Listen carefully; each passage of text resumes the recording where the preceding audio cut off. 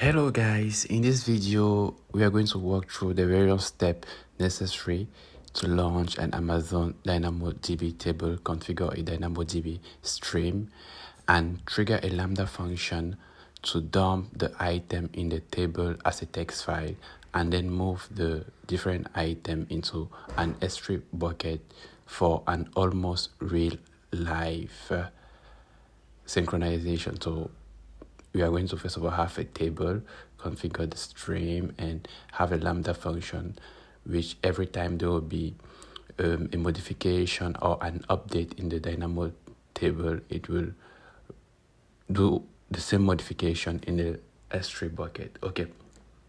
Okay, in order to do that, we first need to have a look on the Lambda function that will be responsible of doing the nearly real-time synchronization. So here is a code that I've written that will enable you to do that. So I will leave a link in the description, and you can go and copy the code there, and all you will need to do is come and replace the name of the table and of the S3. So you are going to create that all along.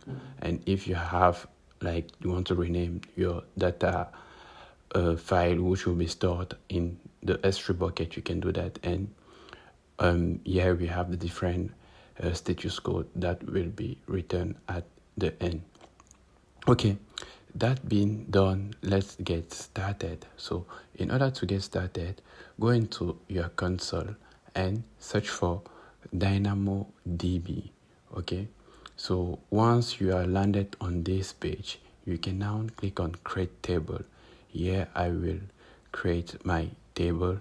You give it a name, the one that suits you the best. Okay, corresponding to my Lambda function, the table that I would like to give is my lab dynamo table. So I just come and hit that here so that it should be the same. Okay, I can give a primary key, so that's left for you. Yeah, I just place ID and I leave the rest as default, and I create my table. Okay, so that being done, I have my table, my new table status still in creation. You give it some times. When you have the status active, we will go and ahead and insert data into the table. Okay, so after like some few seconds, you can update that and you have the table created. Okay, so now what I will do, I will explore the different items present in my table. So here I have no item, so I'm going to create item. You can do that either by clicking up here or a little bit down. So I click on item. So on ID, which is my table, I just give a random number, okay, of character string, and I create another attribute with name, first name. Okay, and let me create another attribute, last name. Yeah, okay, another attribute, let's say age. Okay, so I just fill in random data to this attribute in order to have the different item in the table with data. So as this, okay, let's just give random. You can put what you want, but at the end we are all going to see the difference. Once that's done, you create. Okay, here you see I have one element present, one item present. So I can, what I'll do, I will duplicate this table and modify the different values of the attribute, okay, in order to have that well noticed. Okay, I'm just modifying. Okay, do it with random names you like, and you have the result. Go and you hit on create. Okay, this will create another item different from the one we duplicated it from. Okay. Okay, let me do that again for a third item. Okay. I duplicate. You can create new ones with the same attribute or different attribute with what you want, but let it be of the same category type. Okay, so I'm just duplicating in order to gain some time. Okay.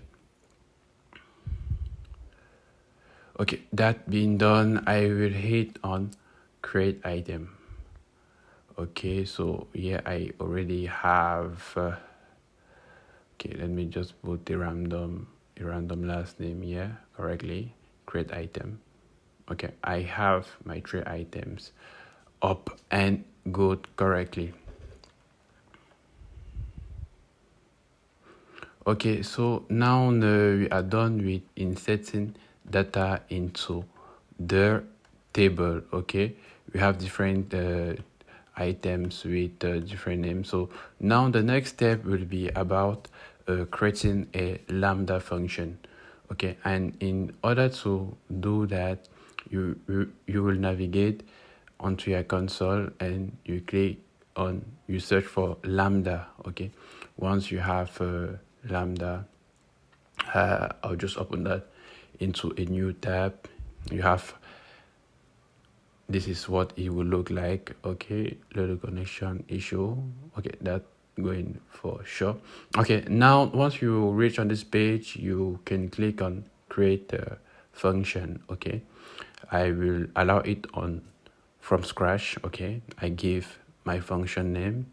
I will just say my Lambda function. Okay, now you will need to select the runtime, that is the programming language in which your function is written in. So mine is in Python. Okay, I just select that, and under execution role, use an existing role. Okay, here I already have my Lambda role which I will use. So I created it previously, so if you go under IAM under role, I can have a visibility on that. So I will just leave you the code in the link aside, so as you can use this role and create your own role and personalize it. Okay, you can give the same name or allow it.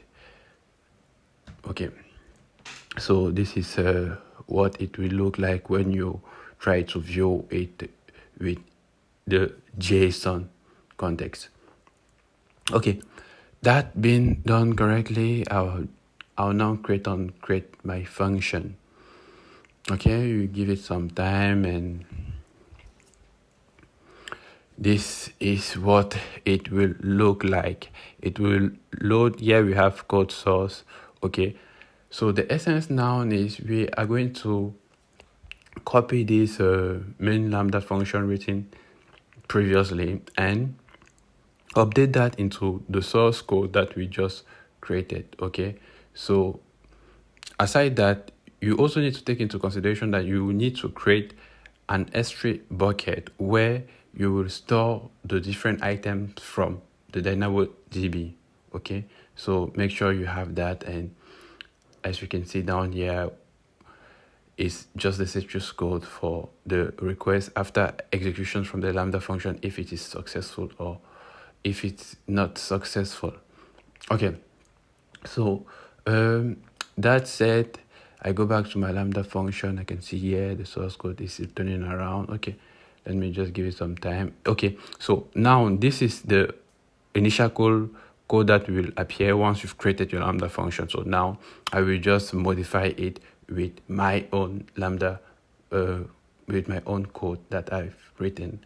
I copy that and paste that. So before doing this copy and paste, make sure you have your role. Okay, you have your S3 bucket, role name. Okay, note that the role are the rules that will enable different services to communicate within each other. So if you don't define the role, when you deploy it, you won't have it correct. Okay, so once that's done, you click on deploy. Okay, so I have successful update the function. Okay, so now I can just come under test. Okay, I create new test event. I write something random and I leave it on that format and I run the test. Okay, executing function. Now if you view into the log, we have the status code 200, which implies successful. Okay, but we can view that in another way by going into our S3 bucket and just actualizing the bucket content, and we have the data that is present. So I just download the data and I can have a view of it content. Okay, so when I open it, I have the different data that I just inserted into the DynamoDB table. Okay, you take note on the different edges and how it's going. Nearly real-time data synchronization between S3 and DynamoDB table. Okay, so now in order to achieve that almost real time, because here it was just how will I say it, yes, because now if I do a modification, okay, if I do an update, if I create a new item, we won't have that update in our S3 bucket. Okay, so in order to arrive to this nearly real-time synchronization, we need to configure the DynamoDB stream. Okay, so now I did an update, and you can see that last modification, the date haven't changed. Okay, so it haven't changed. So now what I need to do is navigate along. I select my table and export and stream. Make sure you have Dynamo stream detail on. Okay, and on trigger, you create a trigger which will correspond to your Lambda function. Okay, so on trigger, now here I select the name of my function previously created. Okay, so I select that and I click on create trigger. Okay, that done successfully. We can navigate along and try to verify if everything is good. Okay, so now I browse back into my table. I modify it again once more. Okay, I modify this age, like say to 200, and I go back to S3. Okay, you see, make sure you note the time. I update that. I have no modification done. Okay, so there is obviously something that I'm not doing correct. So let me just go along and view what is not going correct. So I think it's mostly because under configuration on the Lambda function, the timeout is a little bit too short. Okay, so I edit that up to 1 minute so as it should take into consideration the time of changes in order to do the check-in. Okay, so once I save this, I can come again onto my table and browse the item, explore the item, and do a last modification. Okay, so now here, if I select my first item, okay, let me do only the first item and do a modification. Okay, I edit that. I edit the age. Okay, I save that. Okay, let's give it some time for the saving to be properly done. And if I come back to once the saving is done, I will need to go back to my S3. Okay, I will need to go back to my S3. So let me make sure the saving has propagated correctly. Okay, browse my table, go into my table, and let me explore my table items. Okay, here is 20, not yet 200. Okay, it has just updated successfully. Let me go back to my S3 bucket. You see, we have the time at 14:38. Okay, so if I update that, you see that it has changed. It has changed automatically. So now I can download this file, and what I will have when I download the file is it will take into consideration the last modification that were done into my table. So almost real time changes will synchronize item in the DynamoDB table and item in the S3.